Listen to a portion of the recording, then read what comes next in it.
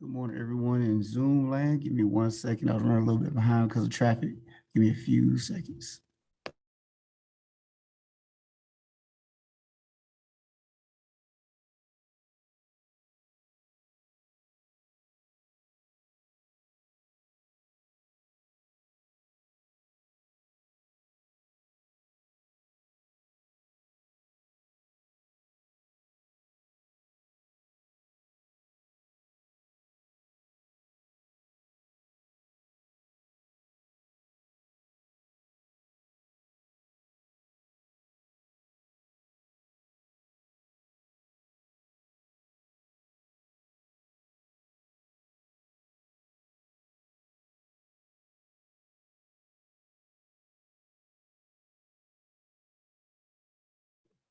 All right. So good morning, everyone. Hope all is well. Everybody's doing all right.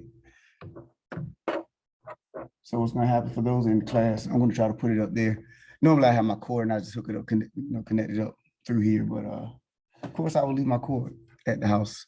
So that's always awesome. So let's see. We're starting off with 5, 6. Oh, 5, 6, just doing a few equations, solving decimals, containing decimals. Last class, we just solved equations in general, and we solved some with fractions. So today we'll start off 5, 6, solving some equations with decimals.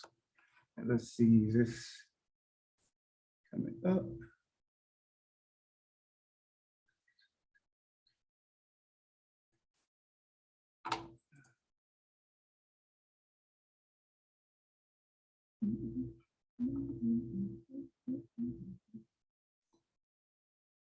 All right, here come up.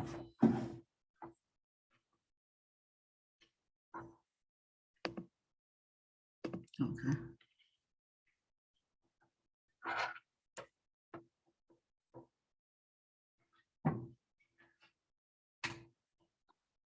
Here we go.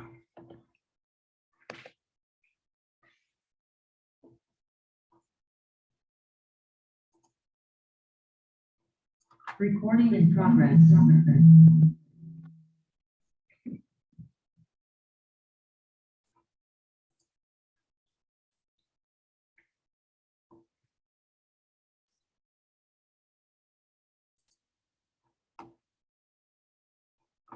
Testing 1, 2, 1, 2. Okay, let's make sure I wasn't getting feedback.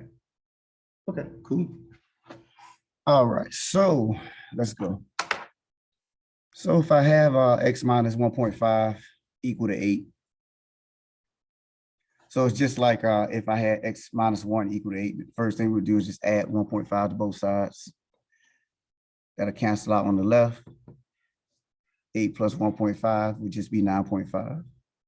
And so don't forget, whenever adding decimals, you line up your decimals and then adding according to your place values. So that's what I was emphasizing right here.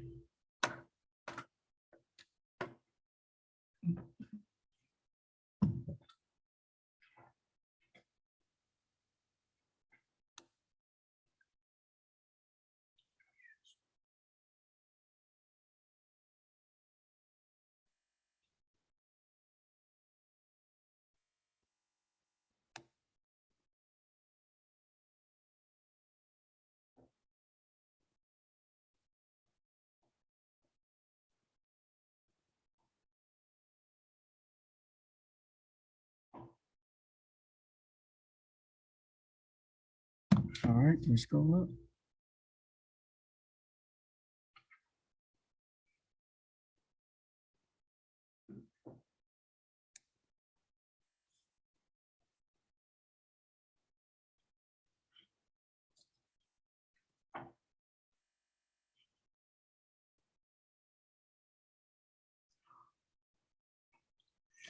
All right, another one-step equation involving decimals. Negative 2y equal to 6.7. We're just trying to get y by itself, so we would divide both sides by negative 2.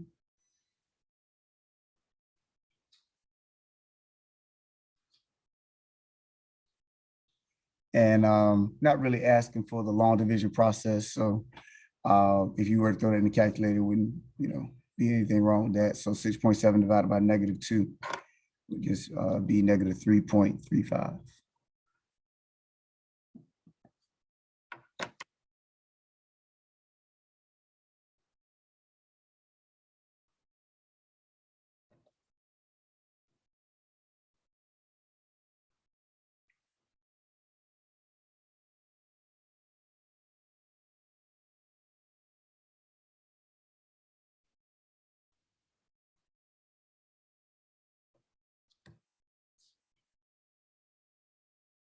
Any problems or questions so far?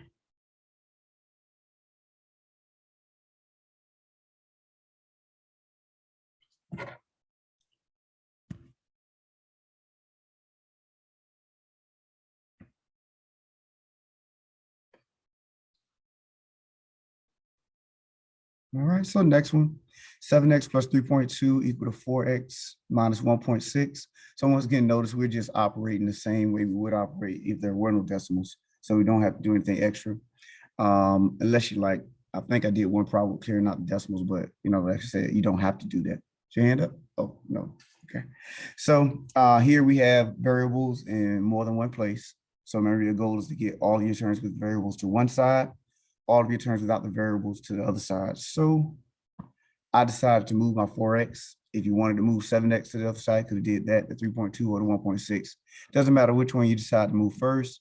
Just remember that whatever you do, if you do it correctly mathematically, you'll still get the same answer. So I subtracted 4x from both sides. 4x cancels on the right.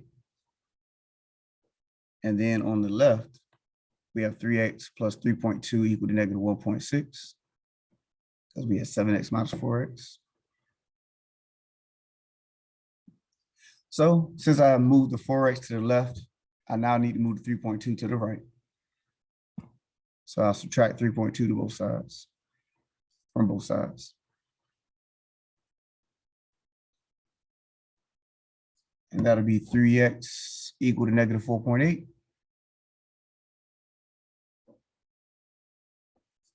And then divide both sides by 3. That'll be x equal to negative 1.6.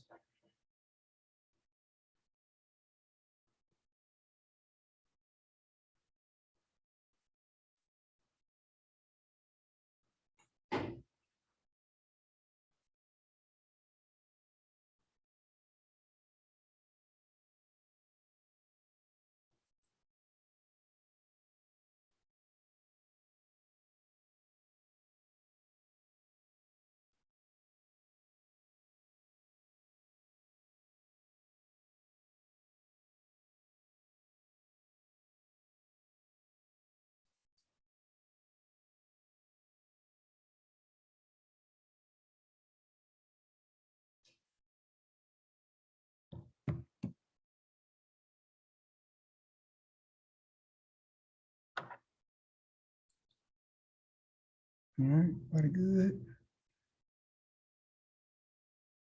Okay, so next one, still operating with decimals, but we'll talk about clearing out decimals just like we did last class with clearing out fractions. So once again, you don't have to clear out decimals. You can't, just from the previous examples, you saw that we just operated as if there were no decimals, but did it according to the decimal places that we had. But just in case you wanted to operate with clearing out the decimals, and I think MATLAB may ask you a question about clearing out the decimals anyway, so we'll just go through the process. So we have 0.5y plus 2.3 equal to 1.65. So if I want to clear out the decimals, first step is to find the maximum number of decimal places out of each of your numbers. Notice the first term has one decimal, second term has one decimal, third term has two decimals. That's what I was emphasizing right here. Oh, that's what I'm emphasizing right here. So the max number of decimal places that we have out of all the numbers, two decimal places.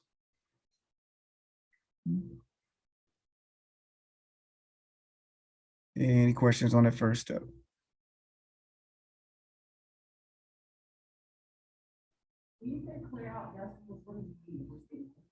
No, we're about to get rid of them. Get rid of them.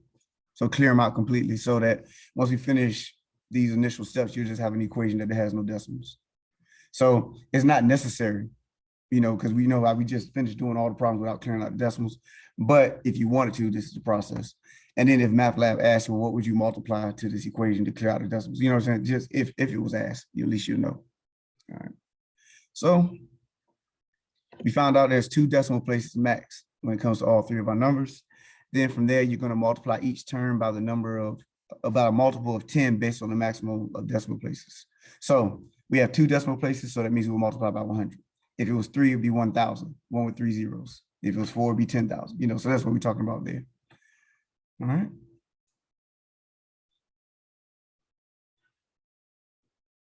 Everybody good? And so that's what we did here. Just multiply each number by 100.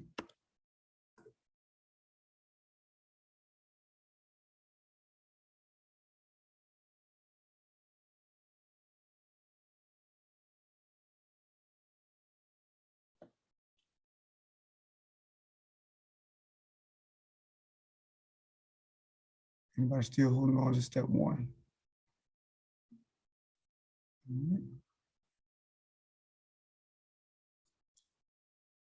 So then from there, the next 2 steps that you will simplify and then solve. So let me erase this part. So when you simplify that, 100 times 0.5 is 50. 100 times 2.3 is 230. Bless you.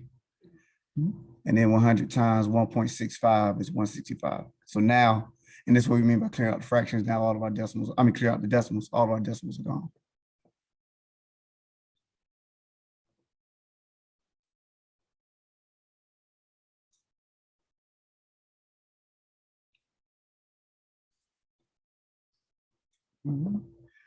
So from there, you can solve it like you would any other equation.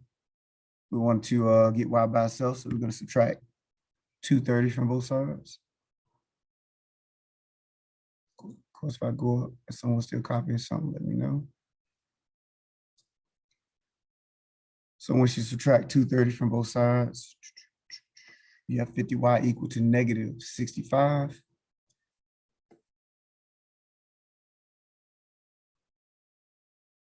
And then divide both sides by 50. Y is equal to negative 1.3. Now, it is okay to have a decimal in your answer, but you know, your answers are whatever they are.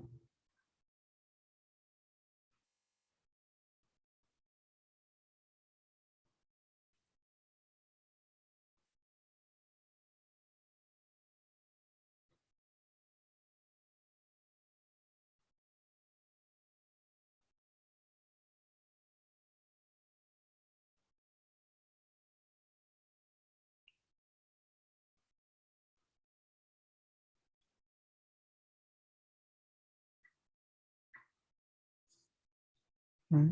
Any problems? Any problems?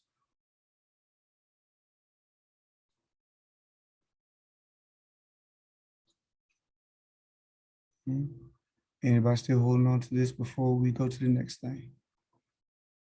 Right. Any questions about solving decimals before we go into problem solving? Everybody good? Straight. And I do understand some questions may not show up till you get into the homework. So, you know, let me see if I want to do this next. Hold on 1 second. So I see this. Let me make sure as far as your homework is concerned.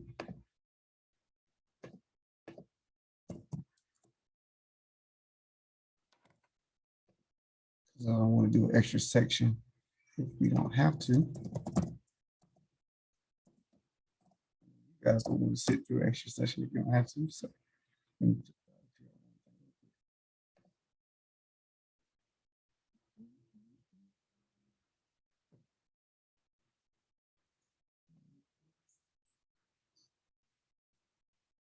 yeah, this is 9596.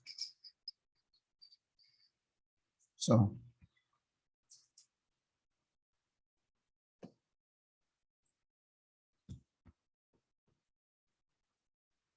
I don't believe we need to do this. So I'll check to make sure if I need to go over these problems, I can come back to it next class. But 95 and 96. Yeah. Trying to see. Oh, I must have missed that's 9.5. Don't see. Go to notes for inequalities. Got you. This seems real short. I gotta go in there, y'all. Give me a second.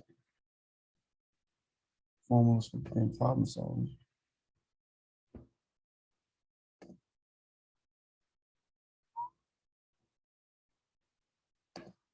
All right. Yeah.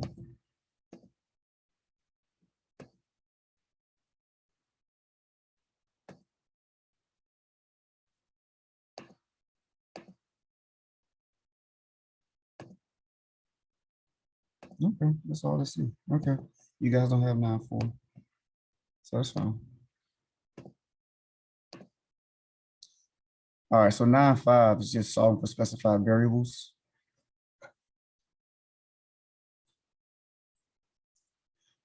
All right, so we have D equal to RT, and we want to solve for R. So we're going to treat these letters the same way we would do numbers, because that's what they represent. We just don't know what they are specifically. So we're not going to be able to solve for T and have T equal to 2 or T equal to 5 or anything like that. It's going to be equal to another expression. So your goal is to get whatever variable that they want you to get by itself, whatever variable they want you to solve for by itself. So here we have DRT, we want to solve for T. So when you look at RT means R times T. So if I want to get R off of T, I need to divide both sides by R. And that's what I did right here. Dividing both sides by R, the R cancels on the right, leaving you with just T, and D over R is on the other side. So over here, I'll just emphasize you would treat it the same way you would do your numbers. If I have 5 equal to 3T, divide both sides by 3, same thought process.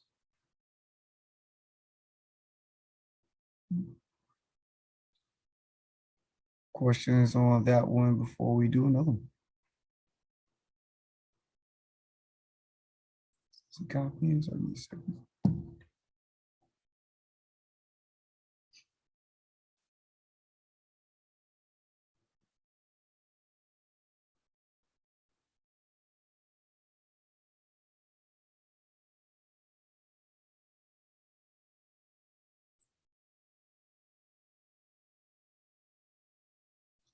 Can I scroll up?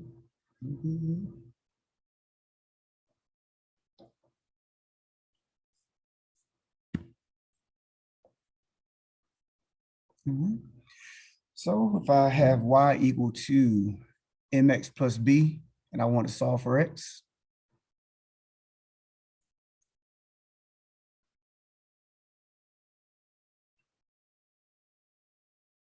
so you want to get x by itself.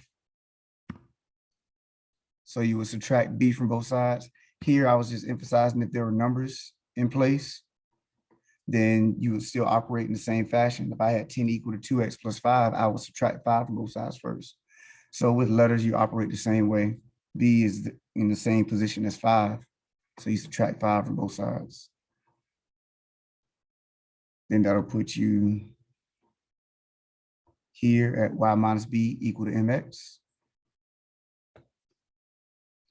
Then we're still trying to get x by itself, so we divide both sides by m. M cancels on the right with the x, leave x by itself. Then you have y minus b equal to m. I mean, y minus b over m on the other side. And that's all you have to do.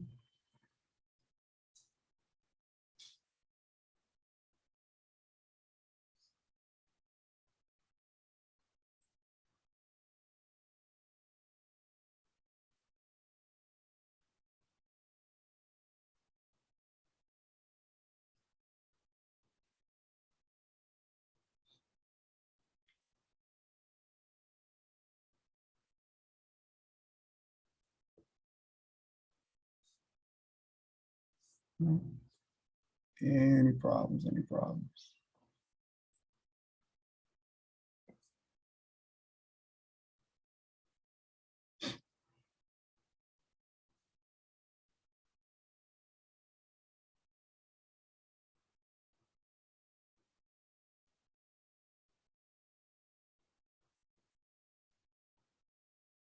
All right. Next one, P equal to 2L plus 2W, and we want to solve for L.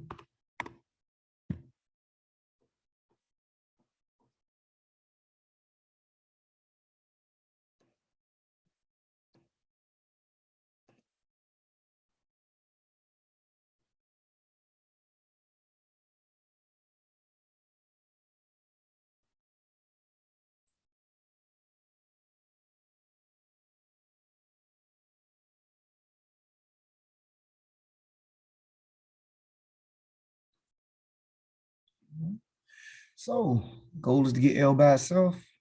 So what I decided to do was to subtract 2W from both sides so that it cancels out on the right, leaving us with P minus 2W equal to 2L.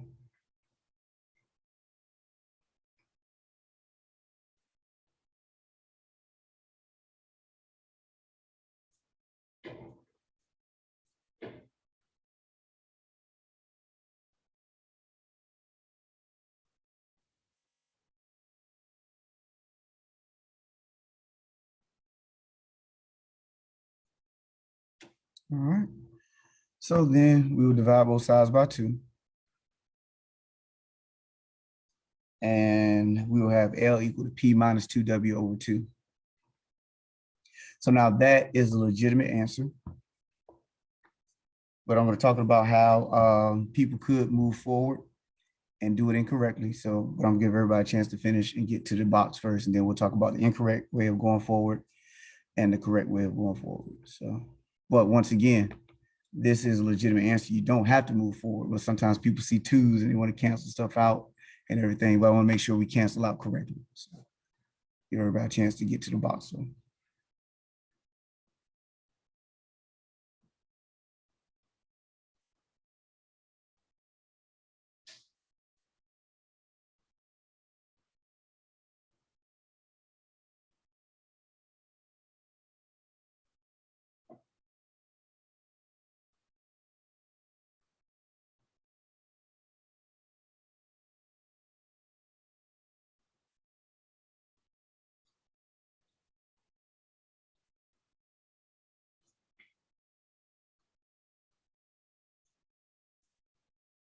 All right. So, like I was mentioning, there's the incorrect way of moving forward and the correct way of moving forward. So let's get the incorrect way first. I know a lot of times people see those 2s in the top and bottom. They say, hey, I want to cancel those out. And you can't. I know at least 1 or 2 people in the room that would be like, you know what, I'm gonna get these 2s. So you can't just cancel them out because of the minus sign. Because there's a minus sign there, you cannot just cancel them out. Now, if you had 2W over 2, then yes, you can cancel out the 2s. But because of that minus sign, and there's not a 2 in front of the P or a 4 or something like that that the 2 can divide into, you can't just cancel them out any old kind of way. So your answer cannot be P minus W. But if you just got to go further, what you would do is take the 2 up into both of your terms. And so that would be P over 2 minus 2W over 2. Now you can cancel out the 2s, and then that'll leave you with P over 2 minus W. So that would be the same answer as this one over here in the box. Now, notice what I wrote in purple.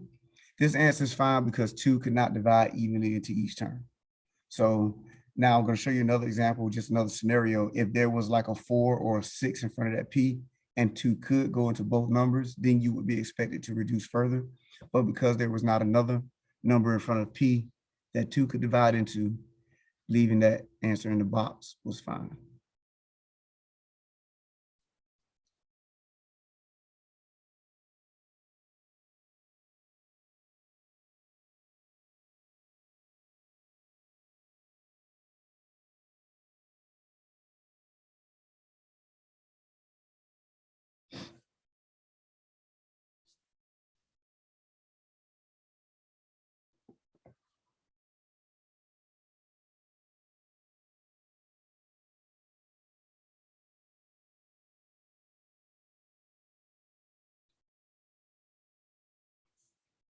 All right, scrolling up some, very good.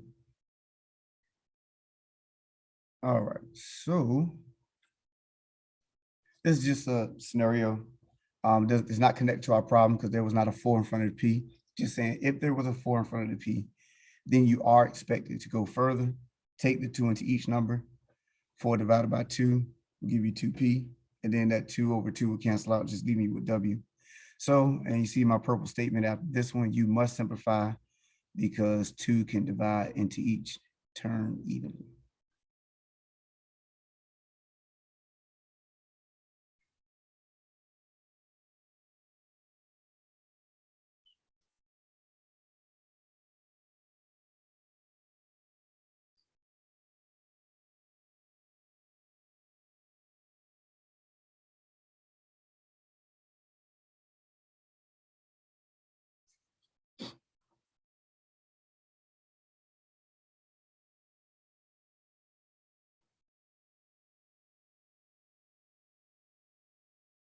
All right.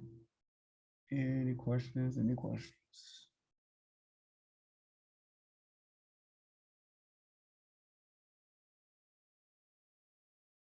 All right. Here's another one. We have V equal to LWH. We want to solve for W.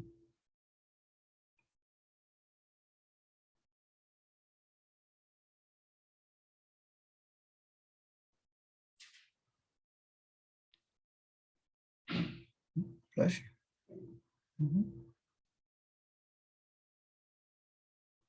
All right, so you can do this all in one shot. It's L times W times H. So you can divide both sides by LH. It's all multiplication. So you just take the LH, divide them both at the same time. So that'll cancel out on the right. Just leaving you with W, and then on the left, V over LH would be the result. How do we know to do both those letters? Like, if you say solve for W, like we saw for T earlier, suppose we were just through it. So we supposed to pretty much like cancel out 2 letters on this side. Because your goal, exactly. So now what dictates how you do that is the operations that's given to you. So because it's L times W times H, the opposite operation is division. So now if it was V equal to LW plus H, now you got to add an extra step. So now you got to minus H first, and then you would end up dividing by L. But it's all about what was presented to you first, and then that would dictate your actions. But your goal will always be getting that letter by itself.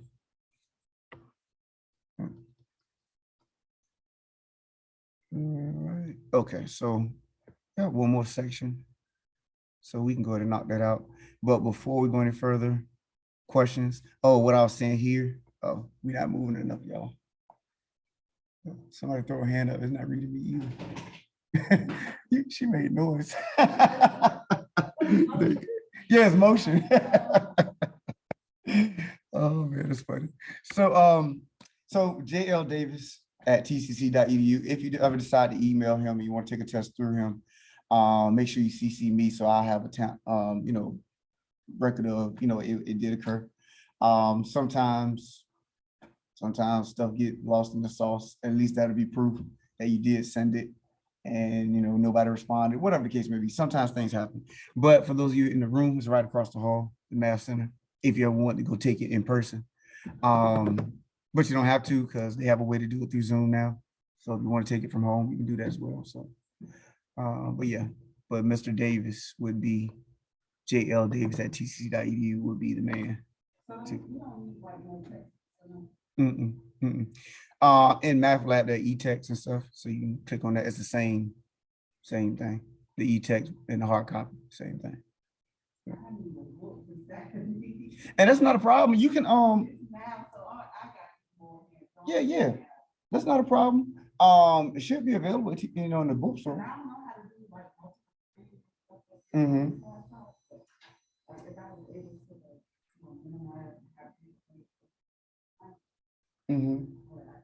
Yeah.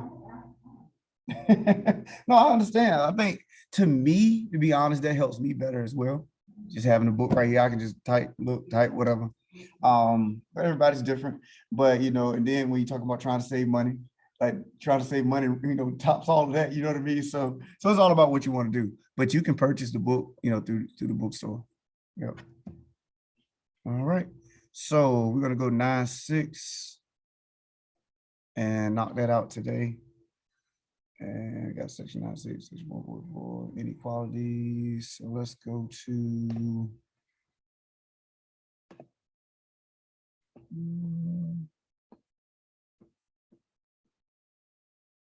there we go.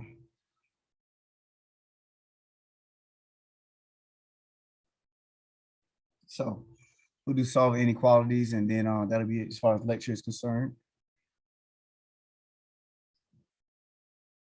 So it's 9.6, not 4.7. That's what it used to be. So let's talk about the difference between a linear equation and a linear inequality before we go about solving. Up to this point, we dealt with linear equations. So an equation has an equal sign, and an inequality has an inequality symbol. So that's the first main difference. But then when we go about solving, when it comes to an equation, the ones we've been, well, linear equation, you're only going to have one solution. In this case, it would be x equal to 1. So in other words, what value or values will make this a true statement? When is 2x plus 1 equal to 7? That's when x is equal to 1. So you only have one solution. Now, when you're dealing with the inequality, you're going to have infinitely many solutions, or in other words, a solution set. So we want to know, when is 2x plus 1 greater than 7? So there are many scenarios when it's going to be greater than 7. 100 is greater than 7, 101 is greater than 7, 50 is greater than 7, 20 is greater than 7. So many, infinite amount of numbers that are greater than 7. So when you solve it, your answer will end up being x is greater than 7. So whenever you use a value that's greater than 1, excuse me. So whenever you use a value that's greater than 1, when you plug it in for x, it will give you a number that's greater than 7.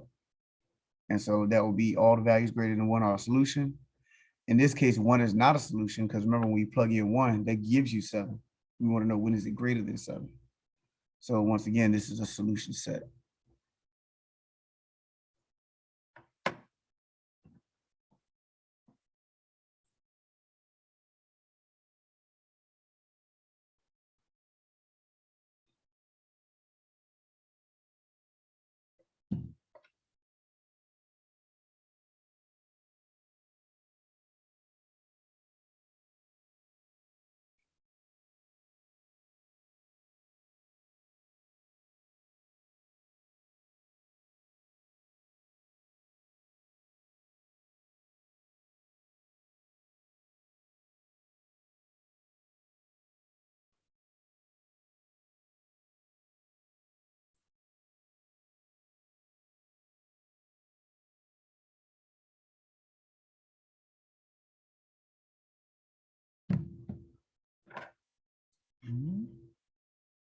Scrolling up some.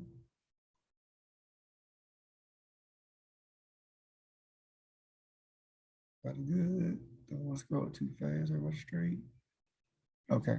So to solve these linear inequalities, we solve them the same way that we solved our linear equations. There's one thing we have to consider, but I'll talk about that in a second. But just like you would any other equation, you subtract 5 from both sides, divide by 2. It's just that we have this inequality right here instead of an equal sign. So x is greater than 1, and that's our solution set.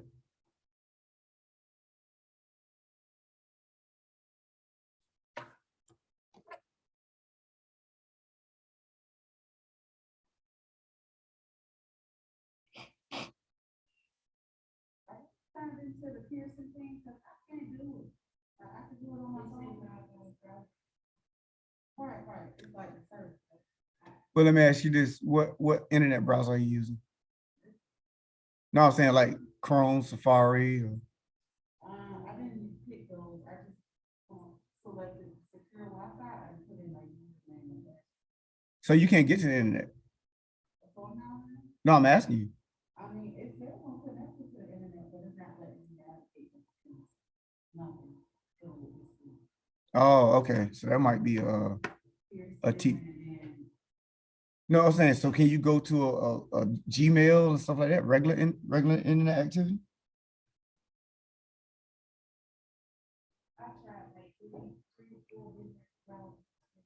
Oh, okay, so there might be a TCC. Well, mm, yeah, it's different because I'm broadcasting right now on the internet. So because I'm about to say maybe it's a TCC thing, but I forgot. I'm on. Yeah, it's not like it's more anything.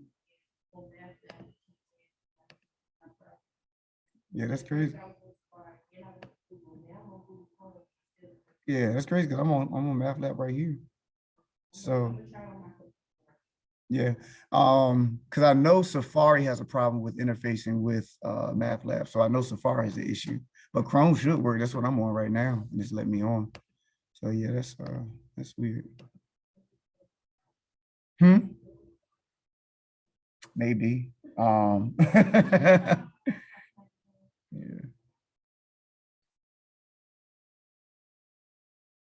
All right. So here are our four inequality symbols. We have less than, then less than with the bar under is less than or equal to.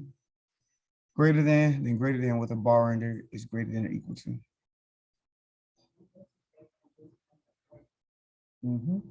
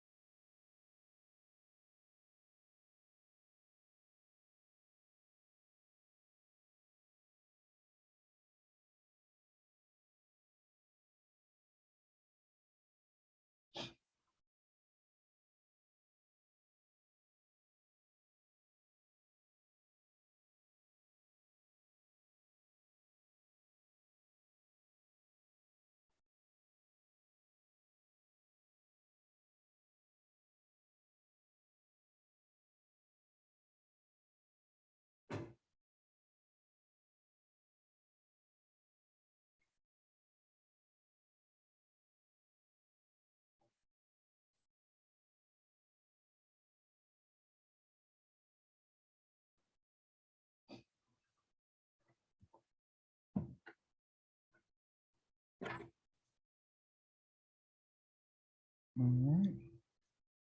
Scrolling up, everybody good? All right. So just making sure we're clear on what it means to have greater than versus greater than or equal to. That or equal to symbol matters. So if it's just x greater than 2, let's say that's our solution set. That means all values are greater than 2 will be your solutions. And that means 2 is not a part of the solution set. But if you have the or equal to symbol, that bar under it, that means all values greater than or equal to 2 will be a solution, and 2 is a part of the solution set. So that's the difference between having the bar and not having the bar under your symbol.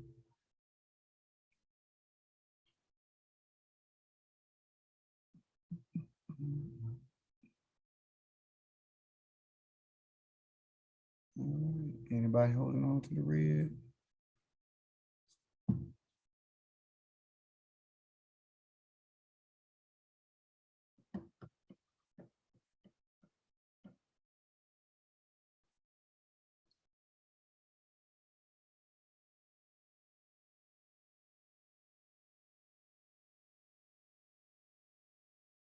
All right. So interval notation. We have 3 pieces to our problem. We're gonna have the solution set, which is what we are talking about, interval notation, and then we're gonna graph it on just a generic number line. So interval notation, less than or greater than symbols will always use parentheses, or equal to will always be bracket, and then your infinity signs will always have parentheses. So your parentheses means that you're excluding the value. Brackets mean you're included. So that goes back to what we were just talking about, including the 2 versus not including the 2. And then, so if you're used to using open circles and closed circles, so open circles are the equivalent to the parentheses, closed circle brackets. So that's what, same thought process, just using different symbols. Once again, for your infinity signs, you always use parentheses because you can never include infinity because you can always go to the next number. And so in the red, you see examples of how you would use interval notation for your solution set. So you have x is greater than 2.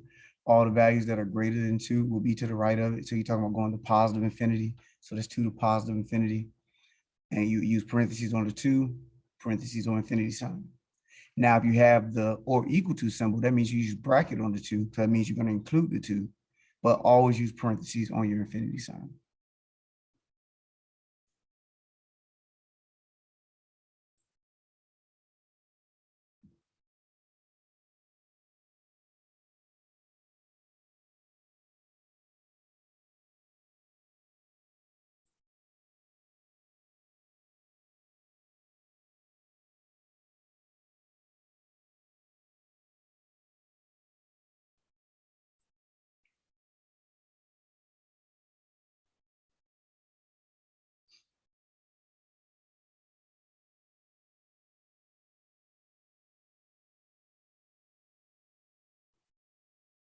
All right, scrolling up. All right, now we're graphing on this generic number line, just a straight number line, using those same 2 examples. And don't forget, we're going to use interval notation. I said, don't forget, like we were talking about before. We're going to use interval notation. Those same symbols that we use for your interval notation, you're going to use on graphing. So notice we use parentheses for 2. So you place a parentheses over the 2. And we're going to positive infinity. So it's shading to the right. And then in the next one, the or equal to, we use bracket over 2. And we're going to shade to the right for positive infinity. So each piece should reflect the other piece. So if all you saw was 1, you should be able to know what the other 2 were. So, yep, each is going to use the same symbols to tell you what they were. And so generic number line, just right there, 0 in the middle. 1 to positive infinity will be to the right. Negative infinity will be to the left of it. Anything's greater than going to be to the right of it. Anything less than will be to the left of it.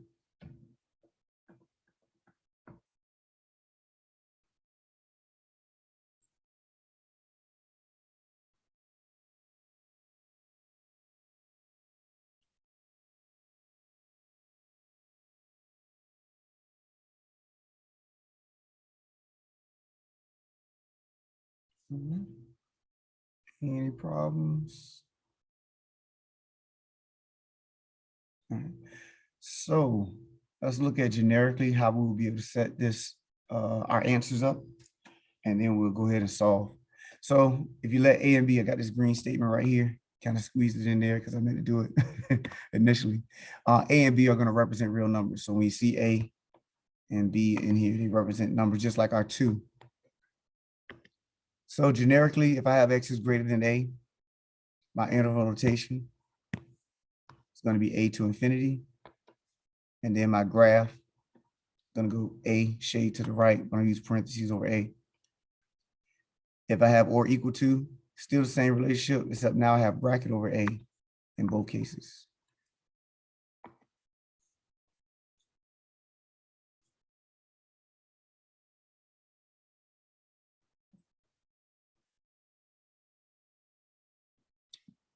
The next 2, X is less than A. So now we always reading this stuff from left to right. So the lowest value comes first, then the greater value. So we're talking about values that are less than A. So that means we're going to negative infinity. So negative infinity is going to come first, and then it would be A. So it's negative infinity A, parentheses over both, shading, same type of deal. You're shading to the left. So negative infinity is that left arrow up to A, parentheses over A. Same relationship with or equal to, except now you have bracket over A.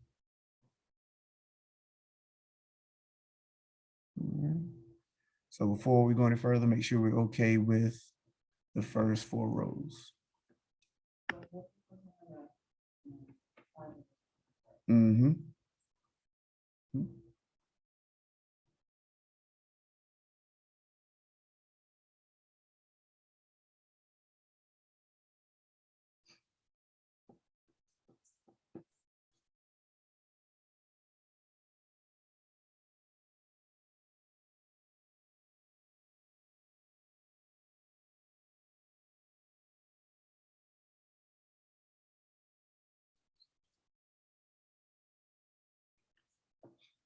All right. See right, so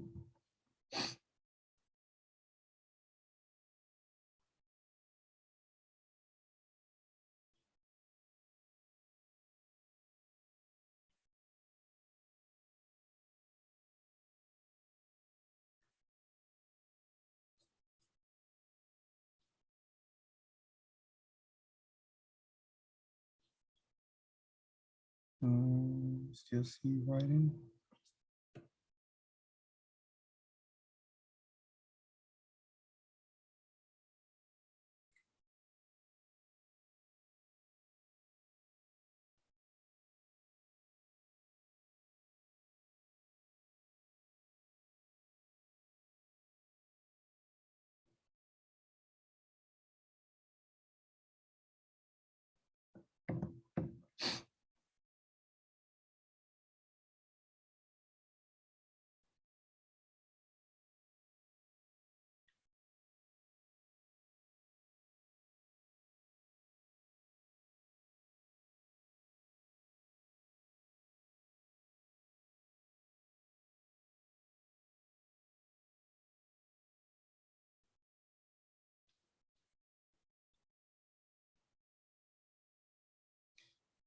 All right, so next four, we have three-part inequalities. Notice the variable is in the middle.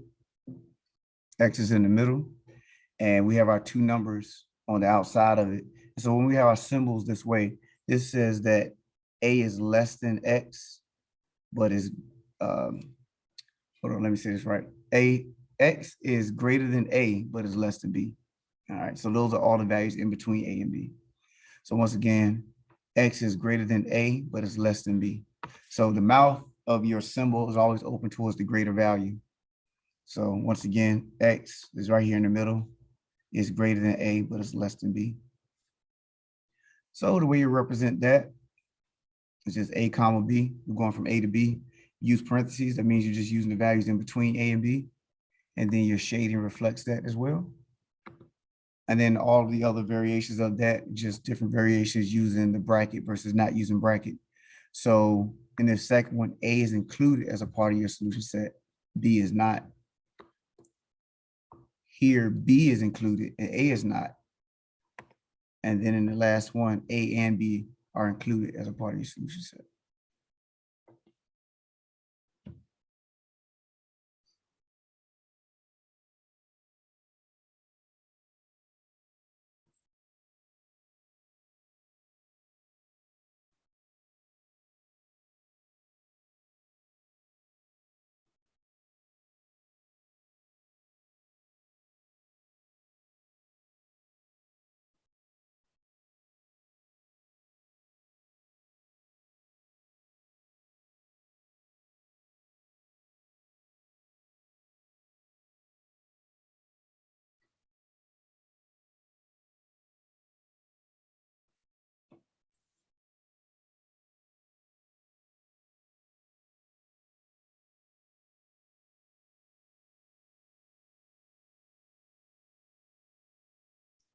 All right, any questions? Any questions so far?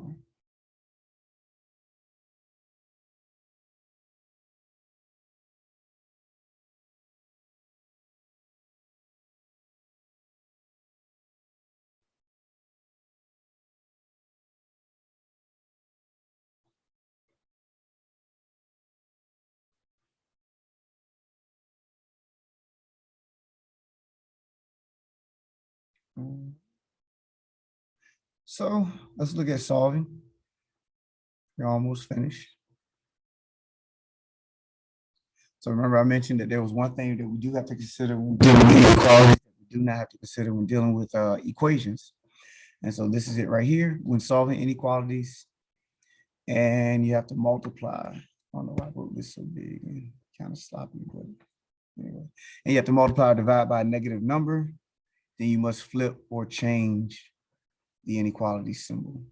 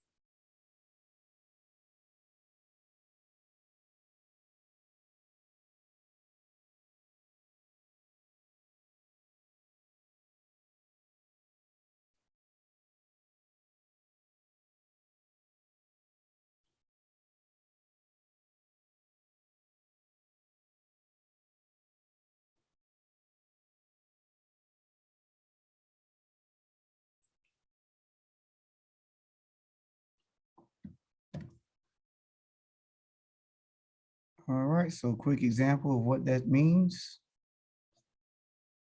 If negative 3x is greater than 5, I need to solve for x by dividing both sides by negative 3. And if that's the case, when I divide both sides by negative 3, that greater than will turn into less than.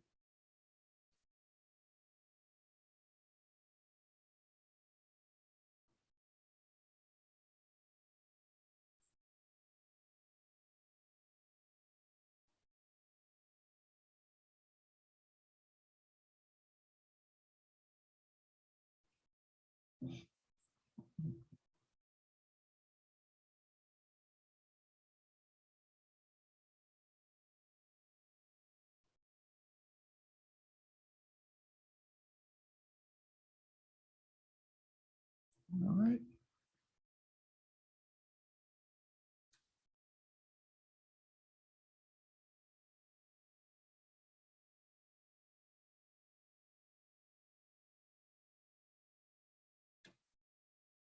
So let's say if we have, erase this, 5x minus 6 greater than 4x plus 2. Oh, I didn't mention this over here.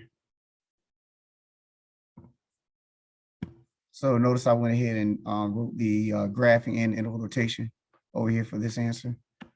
So it was x is less than negative 5/3. So if you're talking about less than, that means you're shading to the left. And we using parentheses.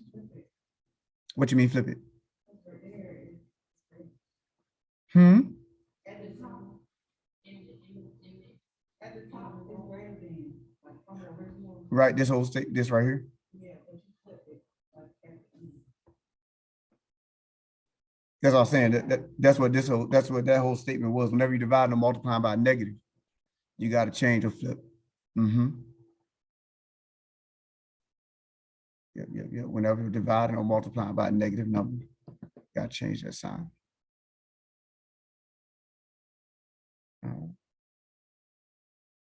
So we straight here. Let me make sure we're good.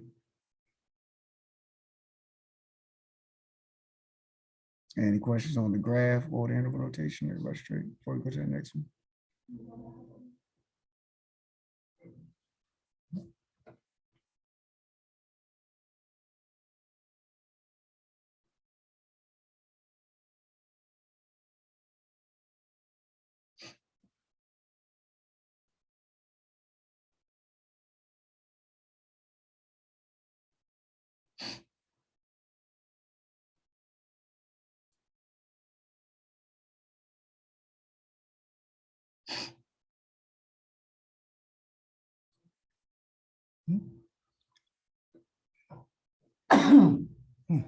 Thank you.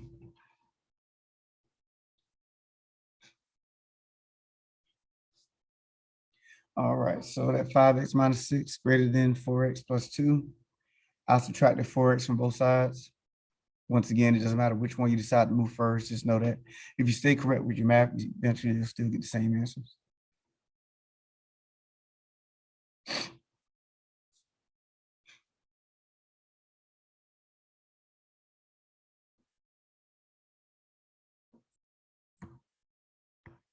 Then from there, we have x minus 6 greater than 2, because we did 5x minus 4x, which is just 1x.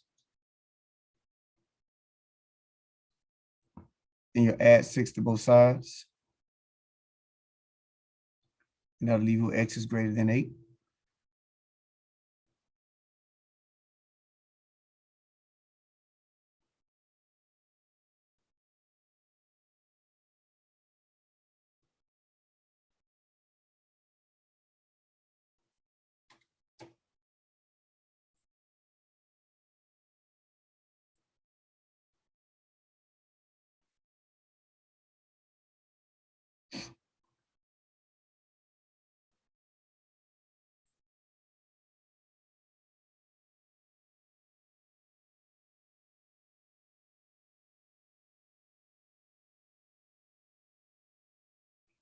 All right. Any questions on our, oh, my race is still on. Any questions on the 3 pieces, what we did here?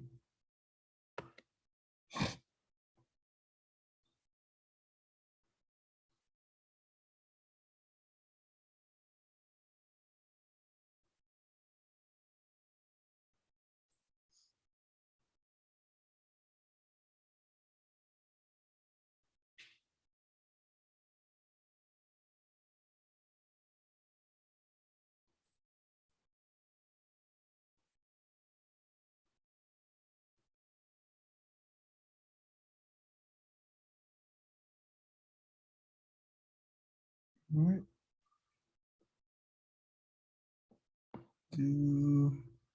We got a couple more and then we'll be done for today.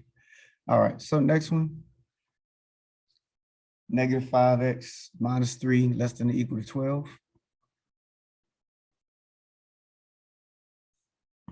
So I added 3 to both sides. And that put us at negative 5x less than or equal to 15.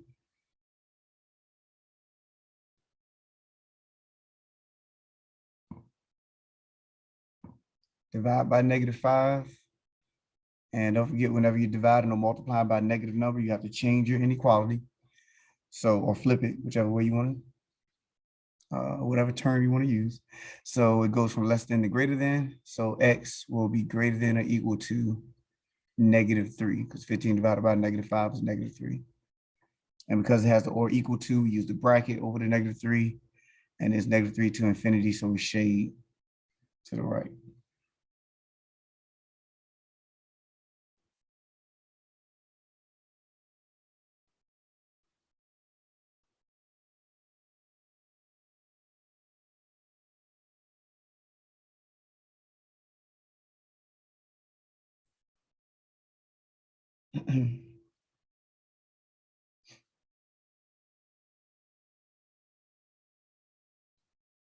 All right.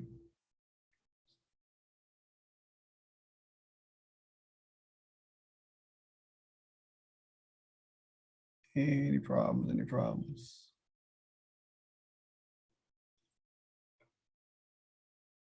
Got one more. I'm gonna go up and anybody still copying.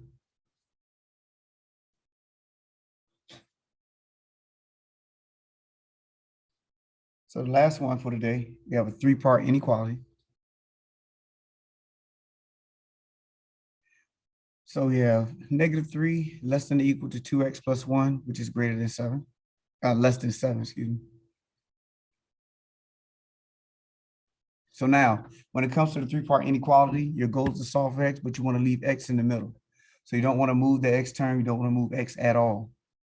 Okay, but basically you want to solve it as if, let's say if you just had 2x plus 1 less than 7, what would you do? Well, you would add 1. I mean, I said add 1, you would subtract 1 first. So since you have 3 parts, you would subtract 1 from all 3 parts and not just, 2.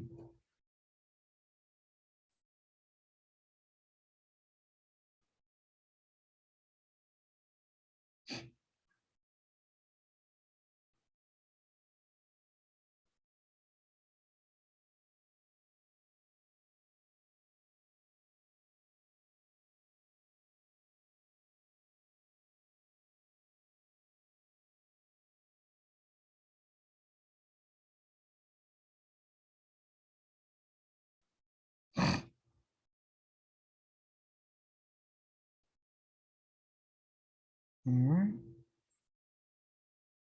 Then that leaves us with negative 4 less than or equal to 2x less than 6.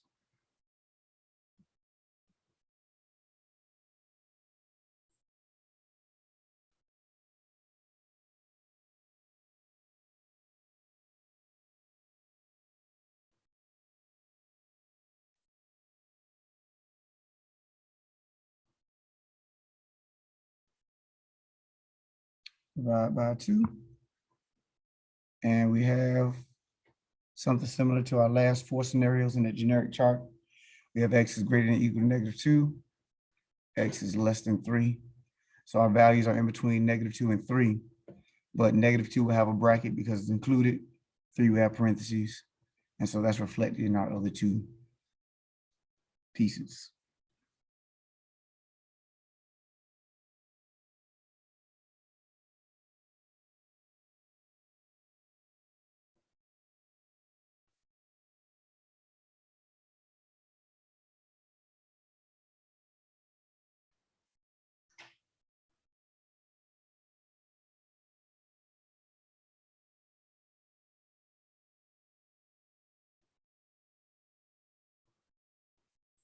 All right. Questions, questions, questions.